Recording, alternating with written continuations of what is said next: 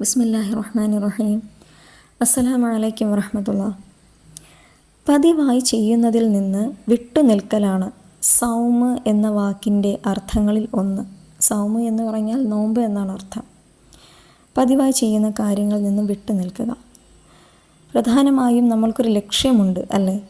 ആ ലക്ഷ്യത്തിലേക്ക് എത്തണമെങ്കിൽ നോമ്പനുഷ്ഠിക്കുന്നവർ അവർക്ക് കഴിയുന്ന ഒരു 6 കാര്യങ്ങളിൽ നിന്ന് ഗൗരവപൂർവ്വം പരിഗണിച്ച് മാറ്റി നിർത്തപ്പെടേണ്ടതായിട്ടുണ്ട്. അവ എന്തൊക്കെയാണെന്ന് നോക്കാം. 1. ദൃഷ്ടികൾ നിയന്ത്രിക്കുക എന്ന് പറഞ്ഞാൽ കാഴ്ചകളെ നിയന്ത്രിക്കുക. നിഷിദ്ധമായ കാര്യങ്ങളിലേക്ക് കണ്ണ് ചെന്നെത്താതിരിക്കാൻ നോമ്പുകാരൻ അങ്ങേയറ്റം ജാഗ്രത പുലർത്തേണ്ടതുണ്ട്.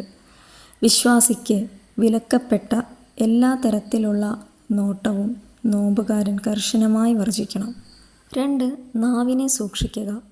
ശ്രദ്ധിച്ചില്ലെങ്കിൽ പെട്ടെന്ന് അപകടത്തിൽ അകപ്പെടുന്ന ഒരു അവയവമാണ് നാവ്.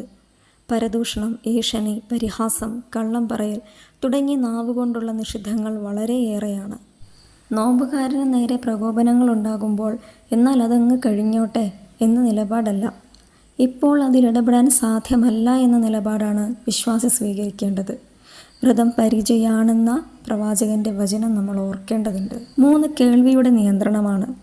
ഏഷണയും പരദൂഷണവും പറയൽ മാത്രമല്ല, അത്തരം സദസ്സുകളിലിരുന്ന് അതിന് സമ്മതം മൂളും വിധം കേൾക്കലും പാപം തന്നെയാണ്.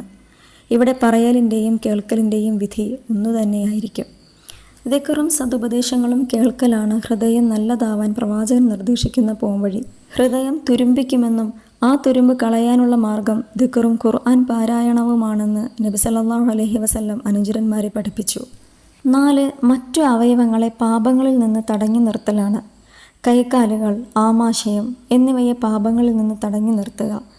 കൈകാലുകൾ കൊണ്ട് ചെയ്യുന്ന പല ഉപദ്രവങ്ങളുണ്ട് മറ്റുള്ളവർക്ക്, അതല്ലെങ്കിൽ സ്വന്തത്തോട് തന്നെ ഉപദ്രവം ചെയ്യുന്ന അവസ്ഥകളുണ്ട്.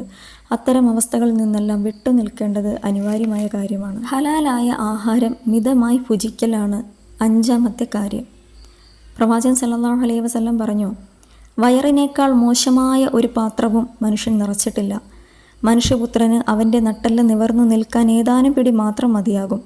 ഇനി അതിലധികം കൂടിയേ തീരുവെങ്കിൽ വയറിൻ്റെ 1/3 ഭക്ഷണം കൊണ്ടും 1/3 വെള്ളം കൊണ്ടും 1/3 വായു കൊണ്ടും നിറയ്ക്കട്ടെ. 6. വ്രതത്തിൽ നിന്ന് വിരമിച്ച ശേഷം അള്ളാഹുവോടുള്ള ബന്ധം തുടരുന്നതാണ്.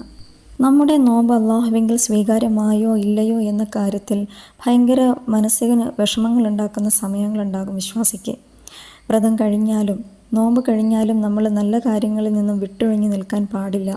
വ്രതം കഴിയുന്നതോടെ എല്ലാ നല്ല ശീലങ്ങളും വലിച്ചെറിയുന്നവൻ വ്രതത്തിനെ ഉൾക്കൊണ്ടിട്ടില്ല എന്നുള്ളതായിരിക്കും അതിൻ്റെ അവസാനം.